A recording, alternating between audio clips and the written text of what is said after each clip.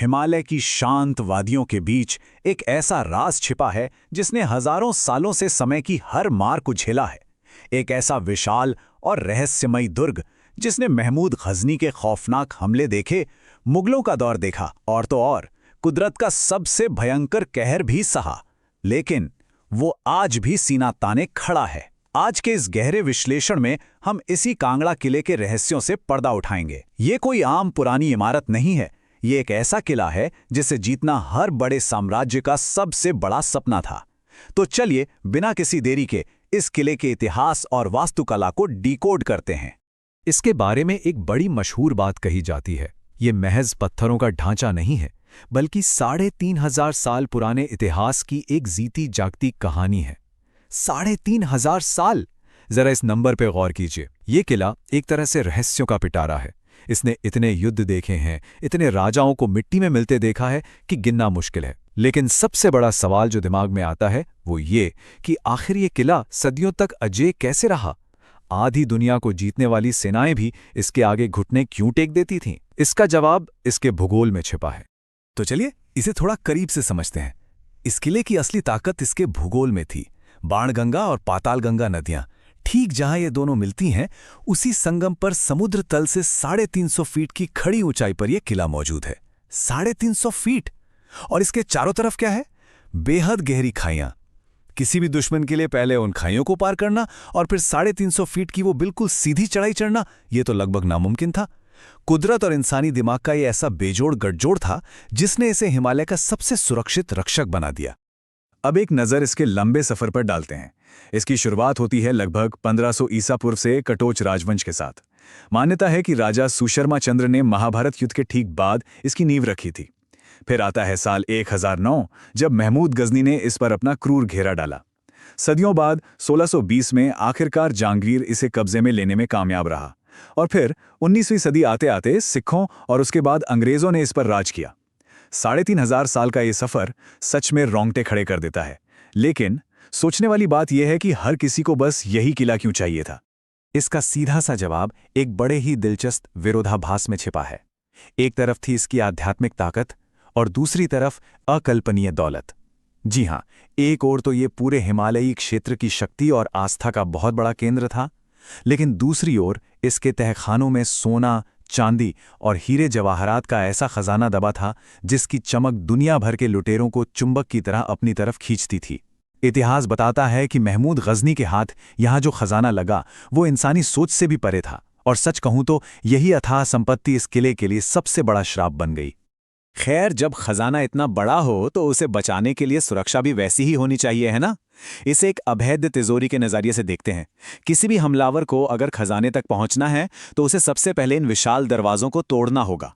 अहनी दरवाजा, जहांगीरी दरवाजा और फिर अंधेरी दरवाजा। और बता दूं कि ये कोई आम लकड़ी या लोहे के दरवाजे नहीं थे, ये पूरे एक चक्रव्यूह का हिस्सा थे। जैसे जैसे दुश्मन किले के अंदर घुसता, ये विशाल पत्थर की दीवारें और ऊंचे दरवाजे उसका रास्ता रोककर उसे मौत के मुहाने पर ले आते थे। अब यहां सबसे दिलचस्प बात यह है कि वास्तुकला को ही एक खौफनाक हथियार की तरह इस्तेमाल किया गया था। जरा अंधेरी दरवाजा के बारे में सोचिए। इसका तो नाम ही खौफ पैदा करने के लिए काफी है। इस दरवाजे के पास रास्ते इतने संकरे और दीवारें इतनी विशाल थीं कि वहां हमेशा गहरा अंधेरा रहता था। इस खुप अंधेरे में हमलावर पूरी तरह से भ्रमित हो जाते थे। और सबसे खतरनाक बात, किले के रक्षक ऊपर बैठे होते थे। उनके पास पूरा रणनीतिक फायदा था। वो अंधेरे में फंसे दुश्मनों पर ऊपर से ऐसा कहर बरसाते थे कि ये दरवाजा किसी भी सेना के लिए एक चलता फिरता दुस्वप्न बन जाता था। लेकिन देखिए, इतने खून खराबे और युद्ध की भयंकर रणनीतियों के बीच इस किले का एक बेहद शांत और आध्यात्मिक पहलू भी था। किले के बिल्कुल बीचों बीच प्राचीन मंदिर मौजूद थे। लक्ष्मी नारायण मंदिर, अंबिका देवी मंदिर और प्राचीन जैन मंदिर।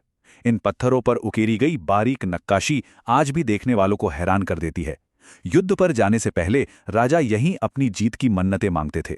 और पता है, आज भी अगर कोई किले के इस हिस्से में जाता है तो उसे एक बहुत ही अलग, एक रहस्यमयी सी शांति और ऊर्जा महसूस होती है, जैसे सदियों की प्रार्थनाएं आज भी वहां गूंज रही हों। और फिर आता है साल 1905।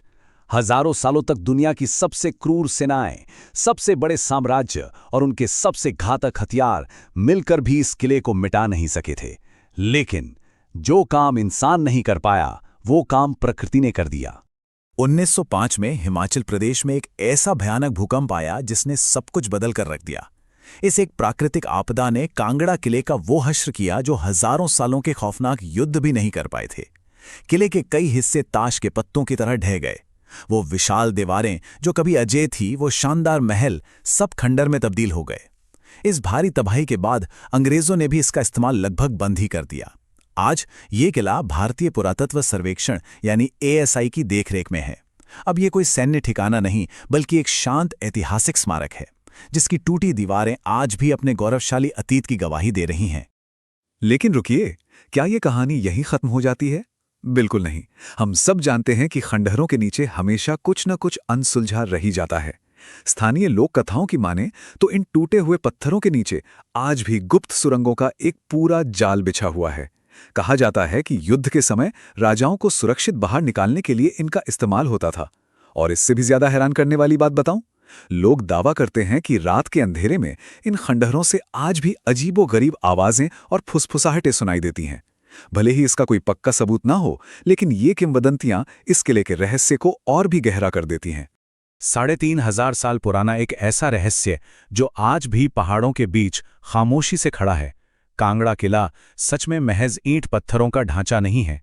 ये भारत के गौरव, संघर्ष और हमारी सांस्कृतिक धरोहर का एक जीता जागता प्रतीक है। हमारे आज के इस विश्लेषण से एक बात तो साफ है कि इंसानी साम्राज्य चाहे कितने भी ताकतवर क्यों ना हो जाएं, समय और प्रकृति के आगे सब कुछ खंडर बन सकता है, लेकिन उन खंडरों में दबे रहस्य हमेशा जिंदा रहते हैं। तो अब सोचने वाली बात यह है, क्या कोई कभी इन गहरे अंधेरों में छिपे असली रहस्यों से पर्दा उठा पाएगा? इसी सवाल के साथ हम आज के इस ऐतिहासिक सफर को यहीं रोकते हैं।